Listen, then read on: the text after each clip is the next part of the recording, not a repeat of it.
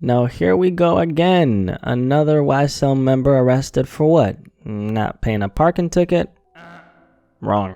Murder. Make sure you are subscribed because we are indeed on a little run right now. Also, don't be stingy. Like the video. Appreciate you. Thank you. Now, Jeffrey, Sex, Schlam, gotta be facepalming behind bars right now because everybody affiliated to him is out here getting booked. Meanwhile, Gunna was just spotted on a yacht the other day surrounded by a bunch of ass. And that's why, ladies and gentlemen, you pick freedom over sharing a bunk bed with another man. Gunna's out here living his life, man. You love to see it. Young Thug, on the other hand, still locked up. They're obviously taking their sweet ass time with this case. At the end of the day, we're talking about a RICO indictment. It's gonna take some time for this whole thing to be over, especially when the Federales really want Young Thug's head on a stick, flat out on a silver plate, grilled with a little bit of potato salad on the side. On the real though, a lot of people thought Thug would be out by this point. I mean, guys, Thug has been behind bars since May 2022, and it doesn't look like he's gonna get released anytime soon. The saga obviously continues, and it's gonna be interesting to see exactly how it all plays out. Meanwhile, that's going on, Young Thug is probably gonna have, this story right here to worry about, because it ain't good. It ain't good. Let's just say that. So the other day, a rapper by the name of Effen the Dealer, who signed to Young Thug's record label, not only got arrested, but also got charged with murder. You heard that right. Another Young Thug affiliate just got picked up and charged with murder. Again, his name is Effen the Dealer. Real name is Jacoby Moody.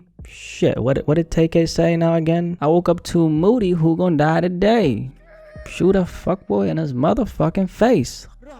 So Jacoby, Effen the Dealer Moody, got picked up on Thursday by the police and was taken into custody. They arrested him and charged him with murder in connection to a fatal shooting that happened at an apartment complex in Atlanta. Right now, he's being held in the Fulton County Jail without bond, and not only was he charged with felony murder, but he also caught a possession of a firearm charge. Now, this type of charge in the state of Georgia, if convicted, carries a minimum of 5 years behind bars. And we're not even talking about the alleged murder now. I'm saying this charge on top of the murder, that shit gonna stack up like some hot pancakes, right?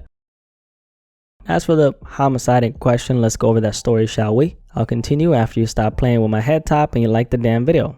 Thank you, and make sure you're subscribed. You're still playing? There we go. Thank you. It wasn't so bad, right?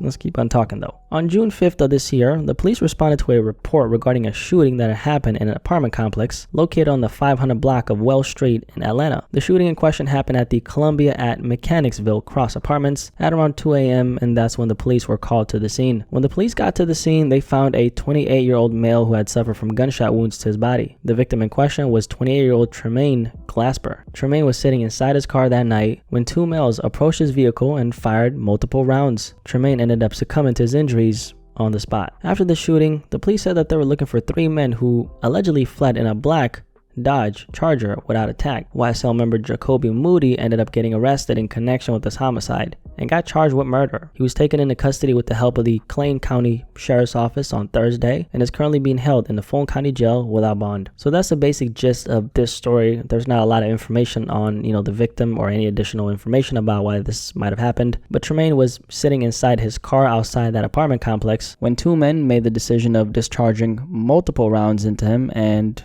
that took his life away. Aside from YSL member Effen the Dealer, I don't know if any of the other people have been picked up yet. Regardless of that, he got picked up and, now he's in the county jail without bond, I might add. It's kind of crazy that this is someone who's so closely connected to Young Thug. I mean, do I need to tell you the obvious here? This is really bad for Young Thug, and even if he didn't do it, which of course that could be a possibility, innocent until proven guilty, just the mere fact of having another person who's so closely connected to your record label arrested and charged with murder as you're fighting a RICO case, that's insane. Very bad for Thug. Young Thug is a person they really want, and this person who's connected to his network, literally an artist who signed to his record label, is getting arrested in connection with something like this. I mean, I don't really even want to know how bad that could end. And obviously, like I said earlier, innocent until proven guilty. I'm not the law, I'm just giving my perspective on a story. But from covering hundreds and hundreds of similar stories, what I've seen 95% of the time is when someone gets arrested in connection with something as serious as a homicide, most times, and not always, but most times, there's actually a reason for why that is. What I'm trying to say is most times it's not some kind of accident. There's a lot of strategy behind it because they got to make sure before they make that arrest that this doesn't become an arrest and release situation, because hey, we got to make sure that we have enough to stand on and keep them inside for. I mean, this is the same reason why Young Thug is still locked up. He's behind bars because the federales did their due diligence by keeping tabs on YSL for years, up until the point of having so much evidence they can literally just, release this fucking RICO, right? Or unravel this RICO, I want to say. Obviously, the feds were in the lab,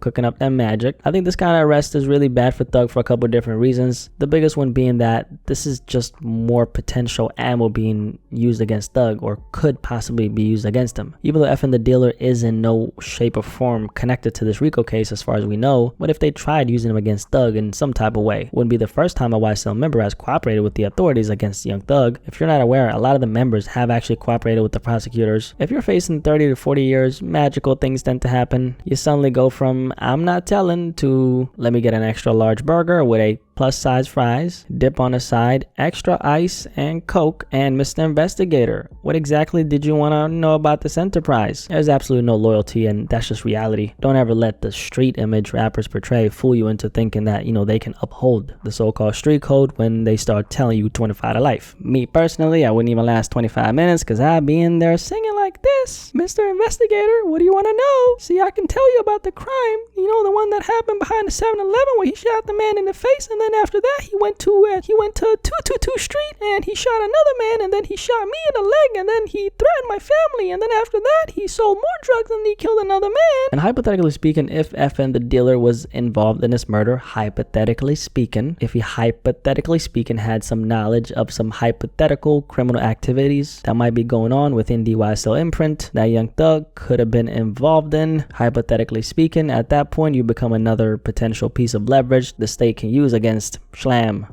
hypothetically. Just last month, Young Thug's brother, who was amongst the 28 people who got arrested, got sentenced to over 9 years behind bars. The story behind his brother is actually kind of interesting because number one, he actually did snitch on Thug and YSL, even admitted to YSL being a gang and admitted to multiple crimes that are committed within the organization. As for Gunna, we know that Gunna did the same as far as admitting that YSL was a gang, so they're on the same playing ground, if you will, from that standpoint, but Thug's brother, whose name is Funk, actually did more than just take a plea deal. There are documents that leaked that prove that Thug's own brother said a whole lot more than Gunna. And it's even worse because of what I'm going to tell you right now. So let's go over this story. In 2007, Young Thug's brother Funk, real name Quantavious Grier, was involved in the murder of another man. His name was James Yarborough. This story involves James, the victim, and his nephew Kenneth, and 3 other people. So James and Kenneth were walking to a check cashing store with $1,500 on them. On the way, they met 2 strangers, Darius Jordan and Rimian Rawlings. Darius and Rimian ended up offering James and Kenneth a ride, and so they said yes. What James and Kenneth didn't know was that they're about to get set up, and Young Thug's brother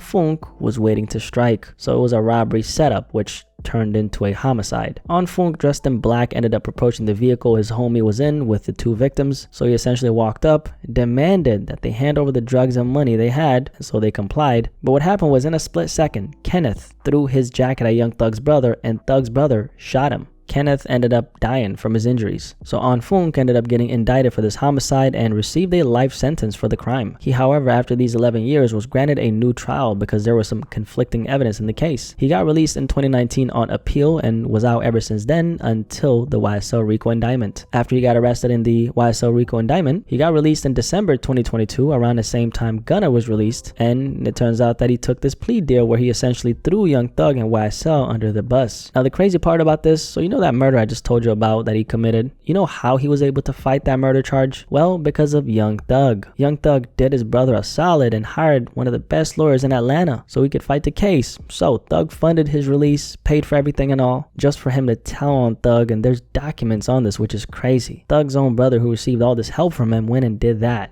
And he of course denied it, but the papers are there. And by the way, after he took this plea deal, he ended up getting caught with a handgun, got arrested again, and that's why he's serving 9 years now. So that's the story on that, and I just think it's crazy how Gunna has been the main topic while everyone has ignored this. So many other things around Thug in this case are gonna make it very hard for him to get out of this unscathed. I just wonder how it's gonna all end for Thugger. Is he gonna come home now? Is he gonna come home, in a few years after serving a few years? Is there even a possibility that he beats this? Because he's alleged to be the head honcho. So what if they don't stop until they can bury him? that's what's most likely gonna happen. But then again, I'm not Raven Simone, so I guess we'll see. Anyway, make sure you're subscribed and turn on your notifications if you're not trying to miss an upload. I'm out here serving big plates and big steaks, so I want to make sure that when the food is ready, that you actually consume it in time when it's warm. You catch my drift? No? Well, shit, do it anyway. Any thoughts on this topic?